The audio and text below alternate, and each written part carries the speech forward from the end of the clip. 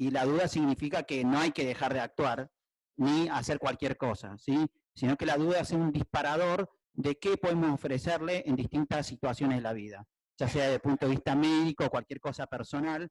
Entonces, cuando uno tiene un paciente, siempre le va a generar duda y eso va a motivar que uno empiece a buscar diferentes preguntas y respuestas para tratar de solucionar el problema. Entonces vamos a ir con una paciente, es una mujer de 20 años de edad, que tiene asma leve, ella solamente estaba medicada con salbutamol, que ingresa en San Justo, esto fue en el hospital de San Justo, ingresa por un cuadro de exacerbación de una crisis asmática, donde tenía mala mecánica ventilatoria, desaturaba aire ambiente y con uso de músculos accesorios. Entonces, con este paciente ustedes están en la guardia, trabajando de clínico, o los llaman como neumólogos. ¿Qué harían en primer lugar? Lo que se les ocurra, vayan diciendo cosas coherentes, ¿eh? No me digan, les pongo un biológico, ¿sí? Bien, perfecto. SABA, corticoide y BNI, oxígeno. ¿Por qué BNI?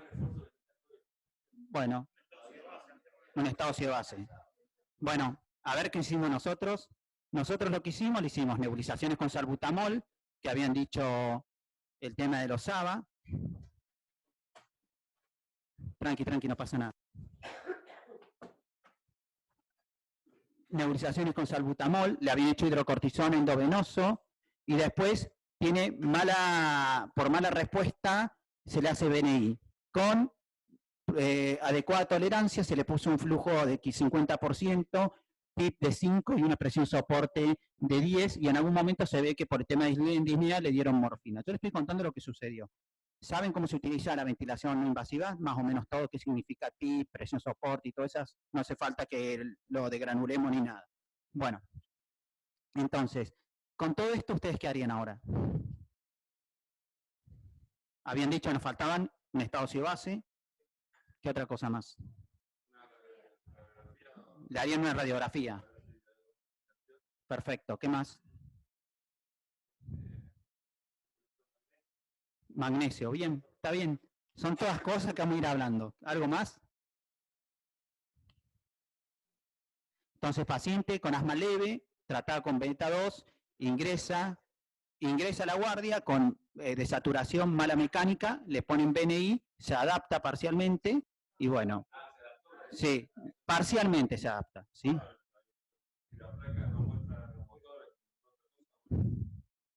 Bueno, esta es la radiografía de ingreso, ¿sí? La luz, sí. ¿Hace falta una radiografía? ¿Sí? Bien. ¿De qué le serviría la radiografía? Para ver si tiene un neumotórax. Ok, perfecto. Bien. ¿Está bien? Después vamos a ir desglosando cada punto por punto. Acá hay un montón de cosas que son evidencias que uno puede buscar y puede encontrar o no, y después son cosas del día a día que uno pide que puede ser discutible si está bien o mal. Que no haya evidencia de usarlo no quiere decir que esté contraindicado, ¿sí? Entonces, hay un montón de procedimientos o estudios que uno pide que es muy difícil a veces poder justificarlo desde el punto de vista de la evidencia.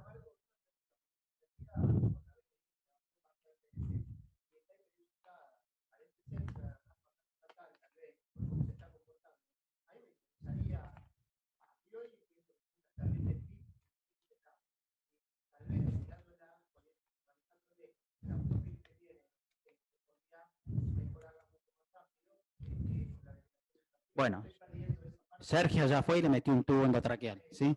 Bueno.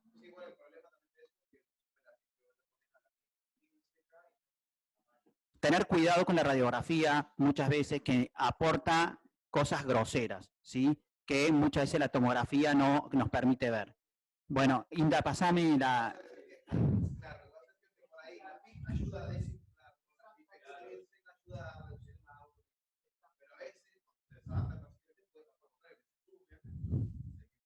Yo no puse nada de mecánica ventilatoria, pero para que tengan en cuenta ustedes, sobre todo los pacientes asmáticos, lo que sucede es que el bronquio tiene sobrecrecimiento, hay hiperplasia de las células, hiperplasia del músculo liso, se llena de tapones y el aire entra y queda atrapado. Eso genera atrapamiento aéreo y se llama autopip. Lo que sucede es que el aire habitualmente en los bronquios tiene un flujo laminar. Al tener una obstrucción, un tapón, ese flujo se vuelve turbulento. Lo que uno hace muchas veces cuando tiene un paciente ventilado, aparte de un montón de estrategias, de fluidificar los mocos, de broncodilatarlo, de ponerle medicación antiinflamatoria, se mide el autopip y se le pone una PIP extrínseca. ¿Para qué? Para que esas presiones se equilibren y para que el flujo se vuelva a laminar. Después se habla si hay una PIP comunicante o no comunicante, unas cuestiones netamente de la mecánica pulmonar que arman ateneos, congresos y que nunca cambian en nada, ¿sí? Entonces, meterse en el tema de la mecánica ventilatoria no es el objetivo, pero si quieren y tienen alguna duda, lo tiran y lo discutimos porque nosotros más o menos manejamos esos temas y por ahí uno siempre dice, che, ¿y cómo es esto del autopip? ¿Cómo es el tema de la pipa extrínseca? ¿Por qué le pones pip si tiene autopip? Así que si quieren preguntar, preguntan. Tal cual. Bueno, entonces le pedimos un estado ácido base, que no sé quién le había pedido un estado ácido base. El estado ácido base, bastante desastroso, CO2 elevada, 7,14 pH, un exceso de base malo. Miren el estado, el ácido láctico, 3,60. Tengan en cuenta que el ácido láctico, nosotros tenemos dos vías de metabolización. La vía aeróbica, que usa el ciclo de Krebs, donde entra una molécula, se transforma en 36 moléculas de ATP, y eso es la vía aeróbica. Cuando se agota la vía aeróbica, que puede ser porque el paciente tiene agotamiento muscular, porque llegó a su límite de capacidad energética o porque esté séptico por cualquier motivo, usa la vía alternativa, la del ácido pirúvico, la vía anaeróbica. Esa vía genera entre 2 y 3 moléculas. El resultado final de la vía del ácido pirúvico es ácido láctico. Y ahí estamos midiendo. Entonces, el ácido láctico uno no tiene que pensarlo únicamente, sino tiene que pensarlo como una consecuencia fisiológica de la oxigenación tisular, ¿sí? Entonces, tiene 3,60 ácido láctico, un estado ácido base que no tiene casi nada, pero y también tiene eosinófilos, bajicero de eosinófilos, ¿sí? Entonces, ¿ahora qué harían con esta paciente? Ya se la sopló Sergio, pero bueno, tuvo, a ver... Sergio era el médico de cabecera en San Justo. No, mentira. Bueno, entonces no presentó mejoría con broncodilatadores, corticoides, nivel I, acidosis metabólica, aumento del láctico, ventilación mecánica, ¿no? Entonces todos le hacemos ventilación mecánica y la pusimos en este modo. Ahora empezamos con la discusión de los modos ventilatorios. Bueno, le dejamos un modo estándar con volumen, frecuencia baja, porque lo importante es bajar la frecuencia para que no siga atrapando. La relación expiración también tiene que estar alterada. PIP de 8, porque midieron el autopip, FIO de 0,45, y le pusieron ampicilina, claritromicina y oseltamivir. ¿Eso está bien? Yo me acuerdo que por esta paciente me llamaron a mí, un infectólogo, para ver si tenía indicación porque le habían retado porque había puesto el antibiótico. La verdad es que si tiene una crisis asmática y uno la ventiló, que le pongamos AMS, Claritro y Oselta, no creo que sea tan importante en la evaluación global del paciente. Cuando uno busca, lo que le decía, no hay evidencia de usarlo con antibióticos. Pero si yo tengo un paciente, creo que cualquier persona que tiene un paciente con asma exacerbado y en terapia intensiva, es poco probable que pueda justificar no ponerle antibiótico que ponerle antibióticos.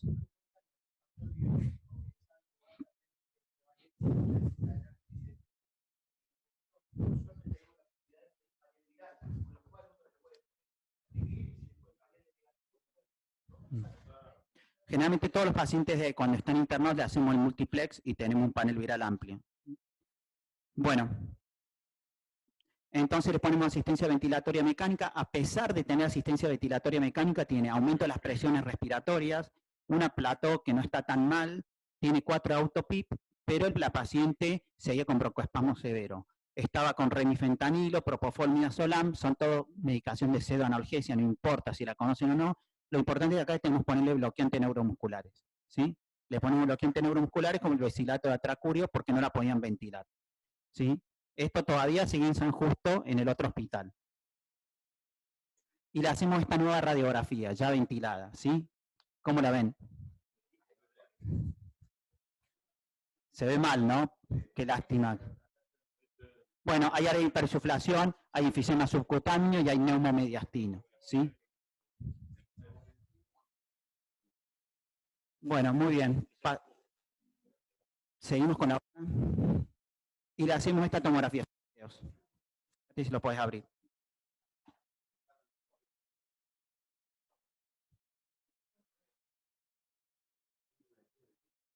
Está en la carpeta, pero quiero que le vean el video, ¿sí? Esta es la tomografía de la paciente.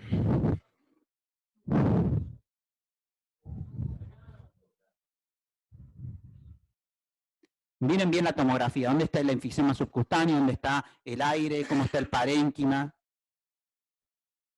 Muy bien. ¿Qué harían con esta paciente? ¿Cómo? Ahora empiezan las cosas muy polémicas que se hicieron. No se ve en el motórax.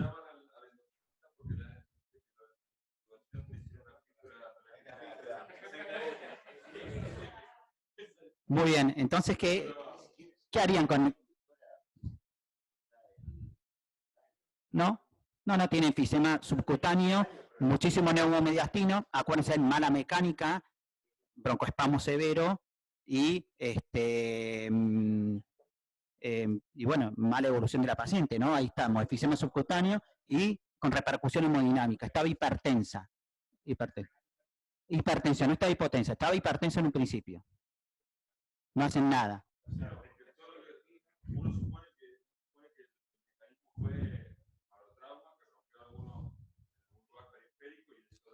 Bueno, eso está bien, yo estoy de acuerdo, ese razonamiento de terapista y neumonólogo, pero la vio el cirujano y les cuento lo que hicieron, ¿sí? El cirujano, como carpintero, agarró y ahí le hizo drenaje pleural bilateral, broncoscopia para evaluar la vía aérea, es discutible, y le hizo una traqueostomía percutánea. ¿Sí? 72 horas. Yo creo que en el momento de la desesperación quería asegurar la vía aérea, tenía que asegurar la vía aérea, me parece que tampoco fue una medida que es discutible, pero aseguró la vía aérea y dijo, esta paciente si se llena de aire, ya tiene asegurado la vía aérea, si pierde el tubo no vamos a tener problema, puso tubo de aislamiento pleural y seguimos con la paciente con este radiografía, ¿sí? Estaba en San Justo. No, ningún problema, ningún problema. ¿Seguimos? Nada. Bueno, entonces a las 48 horas sigue con gran atrapamiento aéreo. Se acuerda que había empezado con un autopip de 4, sube a 14, hipertensa con nitroglicerina, carvedioide enalapril. Como ya no tenían otra opción, le ponen ketamina. La ketamina es nosotros cada vez lo usamos más, pero parece ser que en el asma produciría a lo mejor un poco de broncodilatación, discutido, polémico, y por falta de respuesta broncodilatadora, sigue con fuga aérea y sube la CO2 a 88 milímetros de mercurio. Entonces, ¿qué harían ustedes ahora? Sí, pero ¿y qué le vamos a hacer? Está bien, es una opción, está perfecto. Todo. 21 años, ¿no? 20 años. Fuimos a San Justo, creo que fue un sábado, ¿no? O un domingo, sí. Sí. Se le colocó una membrana en circulación. Es San Justo. Es un hospital, el Hospital Italiano de San Justo, sí. Es una sede, sí, tipo una sede. Entonces se le puso una membrana de circulación extracorpórea, no importa el tipo de cánula, un flujo a 4 litros, 2.600 revoluciones y bueno, está repetido lo del flujo. También es discutible, pero hay un montón de lugares, no sobre todo en Argentina, hay lugares en Estados Unidos que tienen un centro para tratamiento asmático con exacerbaciones agudas, cuando ya ninguno de los tratamientos son efectivos, los ponen en reposo con membrana de circulación extracorpórea. Esto no es un distrés, porque hay una discusión enorme si hace falta usar una membrana para el distrés, sino es un evento de un síndrome asma crítico que fue refractario a todo tipo de tratamiento. Entonces, la paciente tuvo ECMO 6 días, poco tiempo, se desinflamó, mejoró el broncoespasmo, 19 días de ventilación mecánica y a los 24 días se le dio de alta. Tuvo como complicación hemorragia cerebral, puntiforme, pero quedó bien. En realidad, como todos estos pacientes que tienen eventos de asma casi fatal, tienen un componente psiquiátrico terrible, que uno no sabe si quedó así por el ECMO o estaba así antes, porque tiene conductas sociales que le decís que le pasa a la pobre chica, que ahora desapareció. Ahora anda por ahí con un sedative, por ahí te va a ir a ver a vos, Sergio, y nada más, ¿sí? Y tuvo delirio durante la internación. Entonces, para tener en cuenta, el síndrome de asma crítico es la emergencia que amenaza la vida, ¿no? Y que requiere una evaluación integral del paciente. No la puede ver un neumonólogo solo, no la puede ver un cirujano solo, no la puede ver un terapista solo. Y creo que en esta paciente lo que sucedió es que se fue fragmentando la atención de la paciente. Así que eso es re importante. Y tener en cuenta que muchas veces estos pacientes son los pacientes que llegan a la guardia, que son con síntomas indetectables, que pueden ser pacientes que tienen muchos síntomas o que tienen síntomas leves y que hacen en la guardia un paro respiratorio, un paro cardíaco, y son los que hacen eventos de muerte por eventos de broncoespasmo severo, ¿sí? Sergio tiene un paciente que ha hecho varias veces lo mismo, ¿sí? No hay mucha evidencia, la evidencia que hay es evidencia americana, como van a ver, es terrible, hay 2 millones de exacerbaciones por año en Estados Unidos en las centrales de emergencia, un 25%, 500.000 son hospitalizadas, entonces ahí vemos el impacto económico y de salud de que significa el asma. Del día al 25 los pacientes mueren por anoxia, paro cardiopulmonar, la mayoría mueren en su domicilio, no llegan al hospital, y después, cuando los pacientes les sucede con más de 55 años, tienen mucho más riesgo de muerte que los pacientes jóvenes.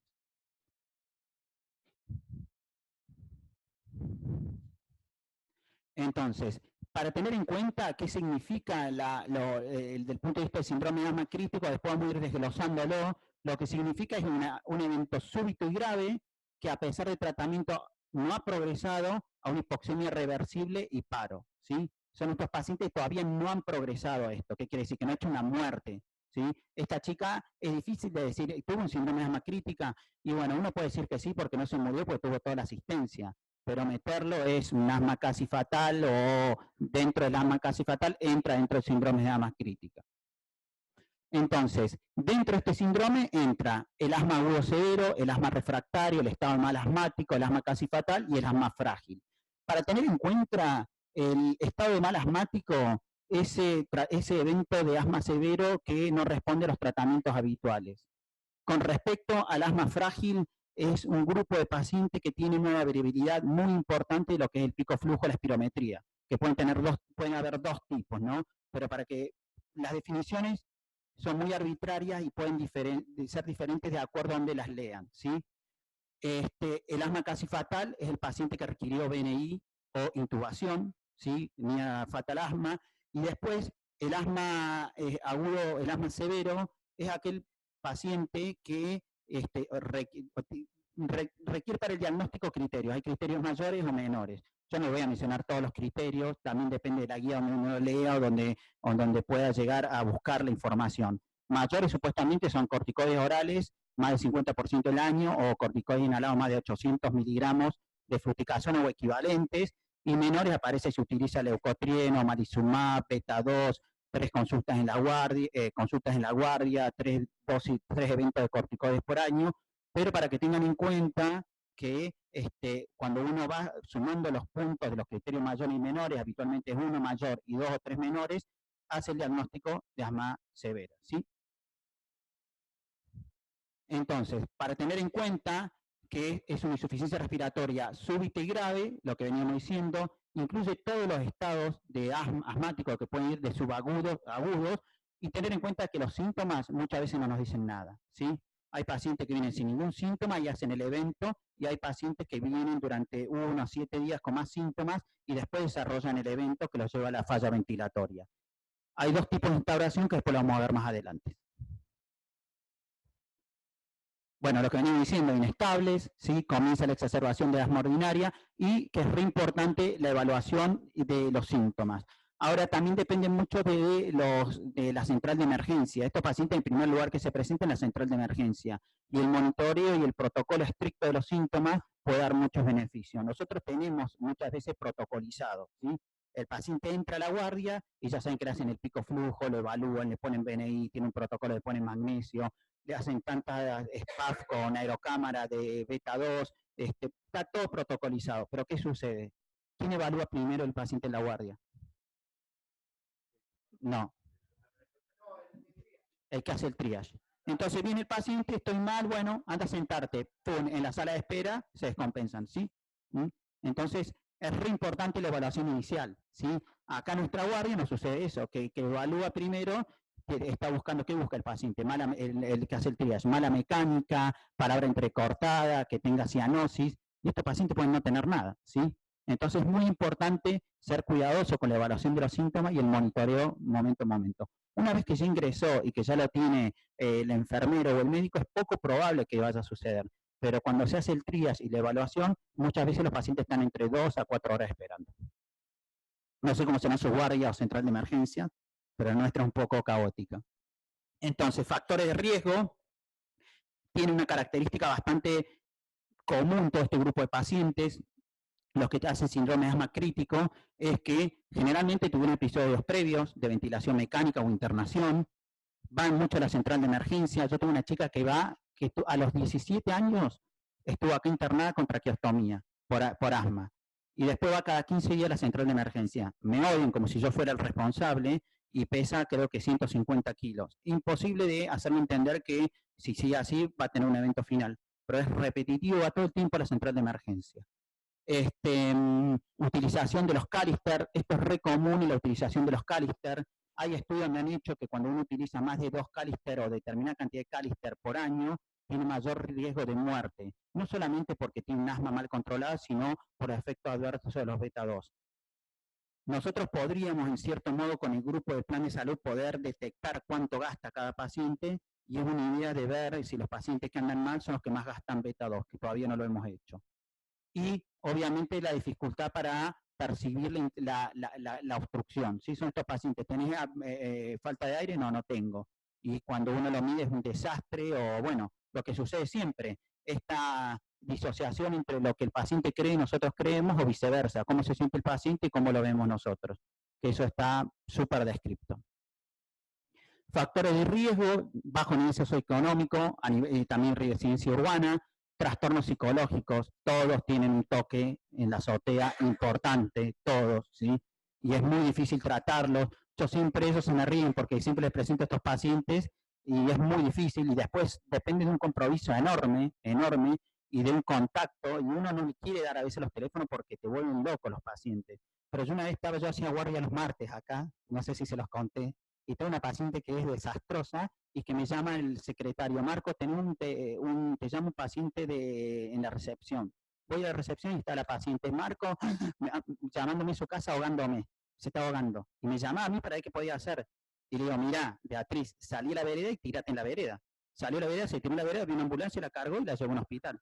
Pero bueno, y eso lo hace repetitivamente, pero a ese es el nivel de trastorno. Ese es el trastorno, algo muy común que tienen los trastornos psiquiátricos, ¿sí? También esta chica fuma, no hay forma de entender que deje de fumar, y tampoco seguía los tratamientos y hacía tratamientos, ¿sí?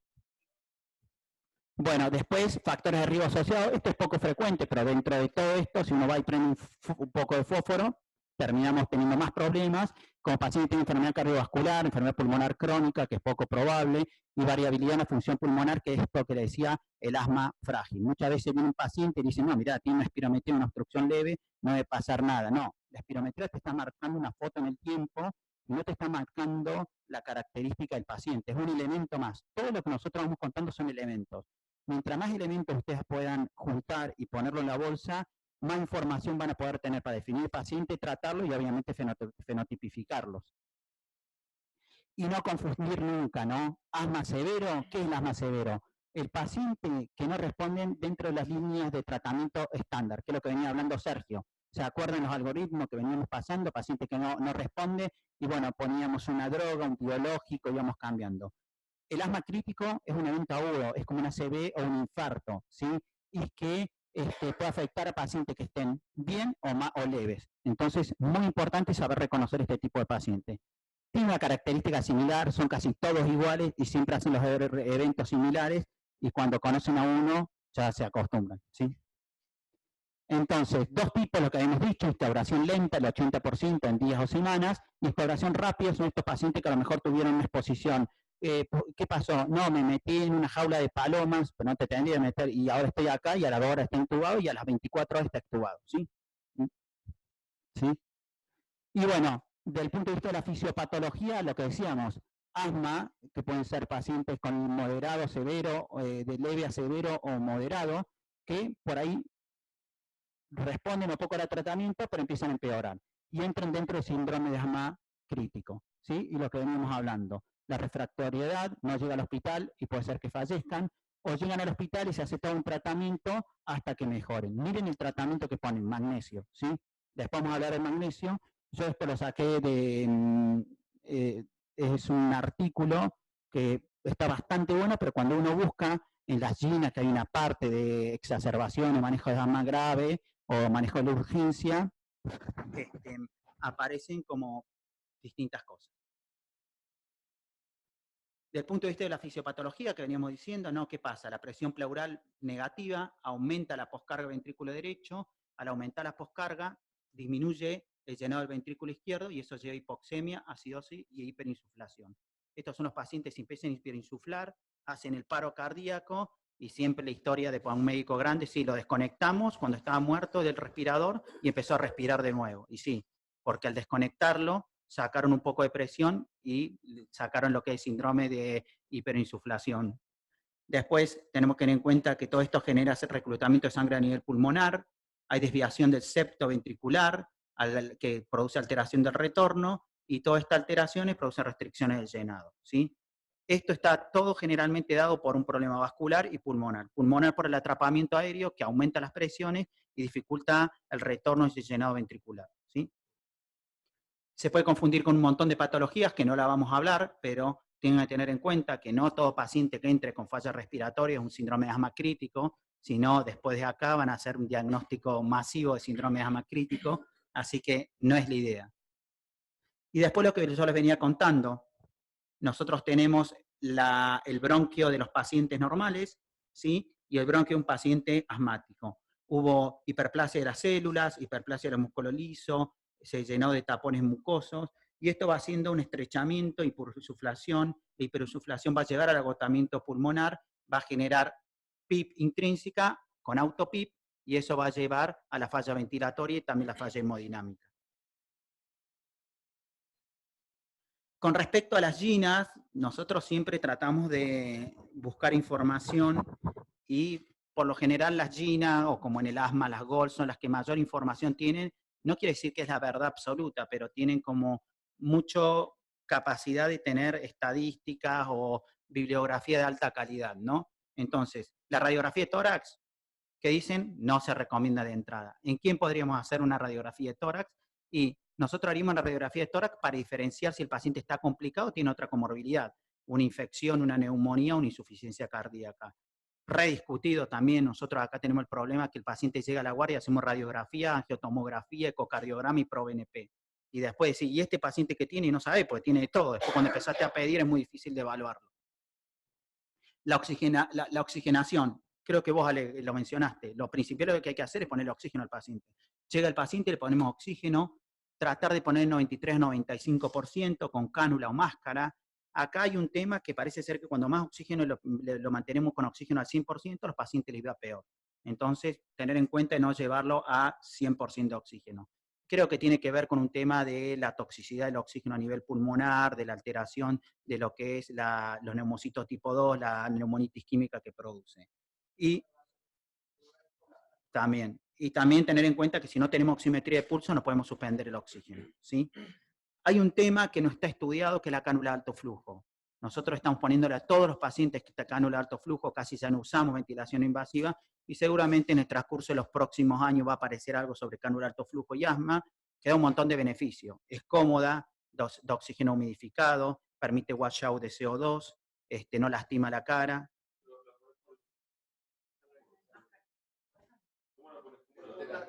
Ahí les traemos. ¿Vieron alguna cánula de oxígeno, una cánula de alto flujo? ¿Todos vieron o no? Bueno, después traigo uno.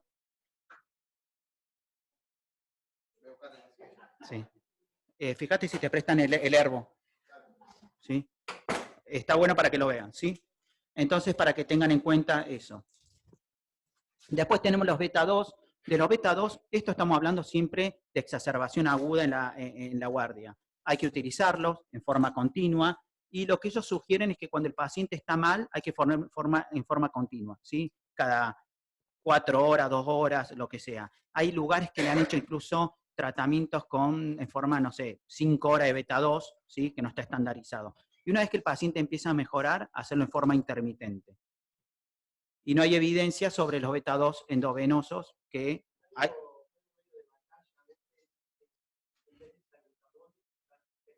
Uh-huh.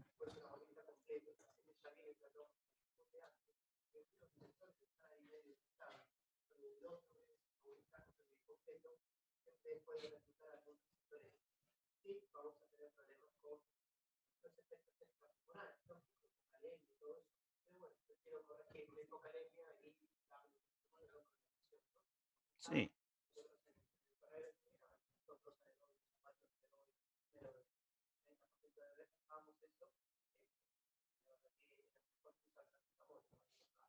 Sí, aparte, el problema por ahí de lo que dice Sergio es que no hay disponibilidad y que uno está acostumbrado a salbutamol, ¿sí? Pero es válido que tiene mucho más efecto y en la situación que está el paciente creo que los efectos sistémicos no van a cambiar en nada, ¿sí?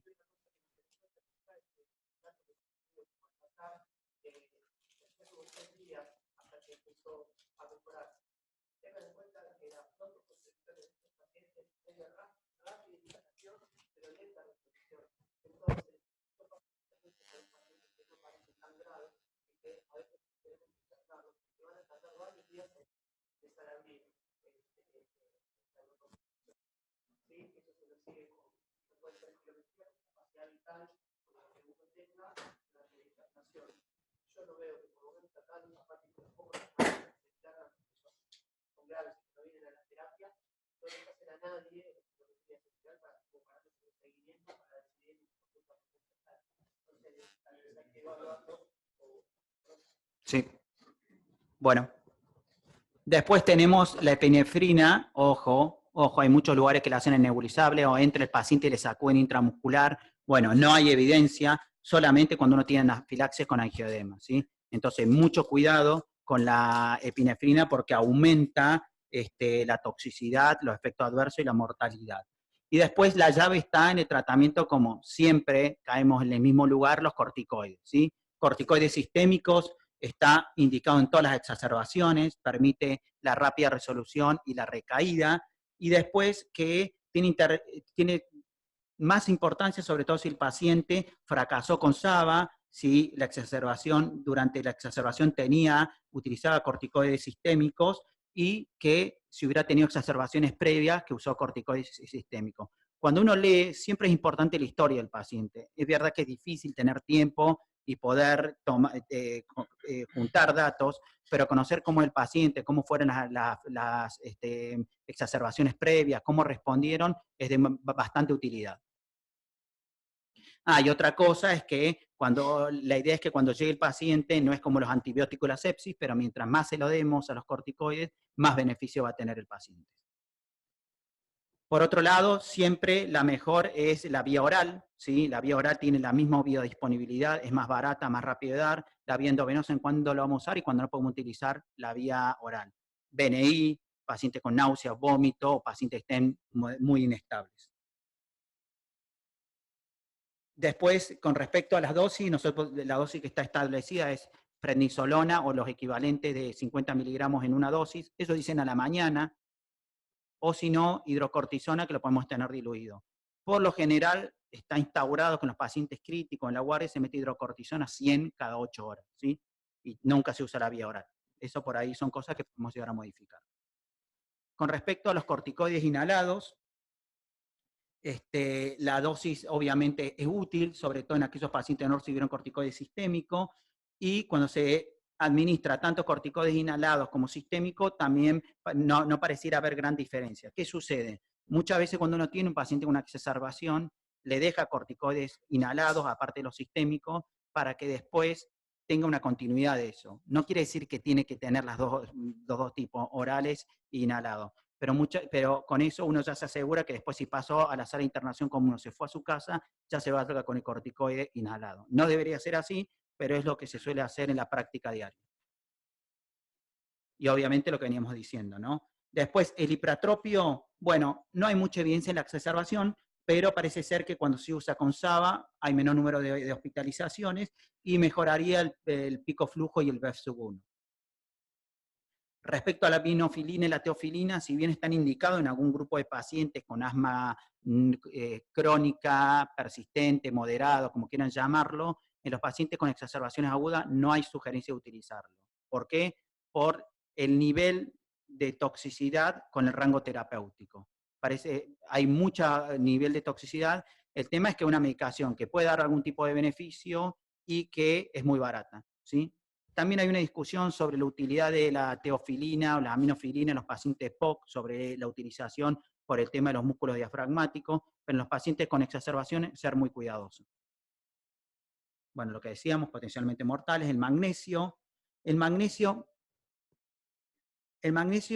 cuando uno busca, no hay mucha utilidad en todos los pacientes. Pero eso sugiere que los pacientes que no están respondiendo a los tratamientos, que tienen un bajo BEF1, hagamos una prueba inicial con magnesio, 2 gramos en 20 minutos, ¿sí? Y en aquellos pacientes no responden al tratamiento inicial. El protocolo nuestro del hospital es, ingresa el paciente con exacerbación aguda, se le mide el pico flujo si se puede y el BEF en la guardia, se le empieza a hacer la beta 2 y los corticoides, y directamente ya lo gotean con magnesio de entrada, ¿sí? No quiere decir que esté avalado, pero es el protocolo que se usa acá en la central de emergencia. Después, la oxigenoterapia con helio, que en algún momento se empezó a hablar, no hay diferencia entre helio y oxígeno y aire comprimido, así que no hay evidencia para utilizarlo. Y ya vamos terminando, lo que le gusta mucho a Sergio, utilizar los antagonistas leucotrenos. Hay algunos estudios muy pequeños, pero todavía no tenemos estudios para poder avalarlo. Probablemente vayan a hacer algo para que se lo indiquen a los pacientes, ¿sí? Así que, y para ir terminando, yo lo que le dije que no íbamos a hablar del tema de ventilación mecánica, sino le puse algunas pautas, así después se las llevan, pero si alguien tiene alguna duda de cómo, de qué le parece que podrían llevarse con respecto a la ventilación mecánica, nos preguntan, ¿sí? La idea de esto es tratar de utilizar a los pacientes y evaluarlos, pero no tener que intubar a un paciente cuando esté en paro cardíaco o paro respiratorio, ¿sí? La falta es importante que nosotros digamos, bueno, este paciente está más en riesgo, tener en cuenta que lo tenemos que ventilar, ¿sí? Y evitar, obviamente, la bradicardia, la alteración hemodinámica, la alteración del estado mental, el signo de agotamiento diafragmático, la respiración paradojal, el aleteo nasal, re importante. Cuando usted ve a un paciente con aleteo nasal, enfóquense, a lo mejor no tiene silbido, no tiene disnea, y está un poco taquimné con disnea y con aleteo nasal, ese paciente va a claudicar. Entonces hay que estar bien atento a ese tipo de pacientes. La intubación, ¿qué tenemos con respecto a la intubación? Primero, que es un desafío de cómo intubar a estos pacientes. Nosotros en el último tiempo, ¿cuántos protocolos habremos probado de sedación? No sé, todo el tiempo estamos cambiándolo. Hacemos un protocolo y después vamos y cambiamos por otro protocolo. Porque siempre uno trata de usar las drogas que menos impacto tengan hemodinámico y que permitan una intubación lo más rápido posible con menor tiempo de hipoxemia para el paciente. Una secuencia de intubación rápida, ¿saben lo que es la secuencia de intubación rápida o no? ¿Sí? Después, tratar de tener sedación, relajación muscular, el tubo el más grande que podamos siempre, porque eso va a ser útil para el manejo del broncoespasmo, y después tener en cuenta que podemos tener espasmo laringio, inestabilidad hemodinámica y neumotórax hipertensivo. El espasmo laringio, por lo general, es un tema más estético para el médico que otra cosa, porque no conlleva grandes complicaciones. Pero la situación cuando un paciente hace espasmo laringio es desesperación, tanto para el paciente como para nosotros, ¿sí? Subluxar la mandíbula y hacer fuerza acá, un poco de dolor, no lo maten al pobre, suele revertir el espasmo laringio por un tema de reflejo nervioso.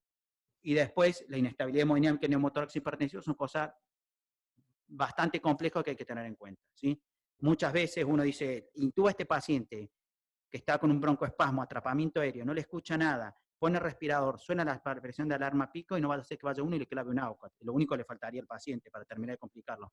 Pero bueno, es una sospecha y que uno muchas veces dice, ¿tendrá un neumotórax? A mí me pasa un montón de veces, lo intubo y te quedas con la duda, ¿tiene un neumotórax? ¿Pero por qué sigue hipoxémico? ¿Por qué sigue con las presiones pico? Y bueno, lo mejor es porque sigue con el broncoespasmo, que hay que esperar un poco más de tiempo, ¿sí? Y la idea de la ventilación mecánica es corregir la hipoxemia, la hipercapnia, disminuir el atrapamiento aéreo y sobre todo poner en descanso los músculos respiratorios. ¿Qué pasó? En esta paciente, la que yo les contaba, tenía todo mal. Hipoxemia, hipercapnia, los músculos agotados. Bueno, la membrana de circulación extracorpórea lo que permite es poner pulmón en cero, relajarlo, 2 a 4 mililitros kilos y esperar, ¿sí? Ahora, ¿qué pasa con los asmáticos y la membrana? Es que nosotros no los ventilamos, ¿y qué tienen los asmáticos? Tapones mucosos. Entonces se llenan de tapones y secreciones mucosas. En esos pacientes lo que habitualmente hay que hacer es toaleta bronquial diaria, si se puede. Entonces uno lo puso en reposo, lo puso con 2 a 3 mililitros kilos, se llenó de tapones mucosos, pero se le fue un poco el broncoespasmo. Le hago una broncoscopia para sacarle los mocos y vuelve de nuevo el broncoespasmo, ¿se entiende? Entonces, también el tema de la humidificación activa, de la hidratación y tratar de cuidar la mayor cantidad de elementos que permitan el manejo respiratorio y fluidificar las secreciones. Y por último, con respecto a la estrategia ventilatoria, es 5 a 7 mililitros de peso teórico. Recuerde que el broncoespasmo, la exacerbación de agua más aguda, no es un distrés, no funciona como un distrés, entonces la estrategia no es la misma de ventilación hiperprotectiva, de reclutamiento y de otras cosas, ¿sí? Muchas veces se confunde, tiene un distrés, no tiene un distrés, tiene un broncoespasmo, una exacerbación aguda y la estrategia es distinta, ¿sí? Después, la relación inspiración-expiración, la mayor que podamos para permitir la deflación y sacar más aire. Siempre medir la autopip si se puede, la autopip hay que tratar de bloquear a los pacientes. Fundamental, adecuada entrada de aerosoles, ¿sí? Nosotros indicamos y después vamos y no tiene aerocámara. ¿Y por dónde pasa el aerosol? Bueno, hay un montón de estrategias que uno puede poner desde acetilcisteína nebulizada, el PAS de salbutamol y pratropio cada 2 o 4 horas con aerocámara, la humidificación activa, mostrar un humidificador activo. ¿Qué es eso? Eso es re importante, muy importante. Y después asegurar el reposo muscular respiratorio.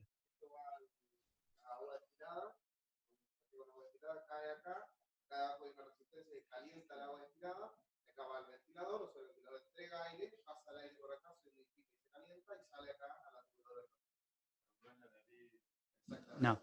Y ese humidificador activo, todas las cánulas de flujo lo tienen, porque una de las más importantes, la CAF lo que permite es que el aire entre húmedo y caliente, pero hay veces que molesta el aire húmedo y caliente en un grupo de pacientes. Y bueno, seguimos. Continuamos con esto, a ver si Indaricio ya nos buscó lugar en el bar de a una cuadra. ¿Quieren preguntar algo?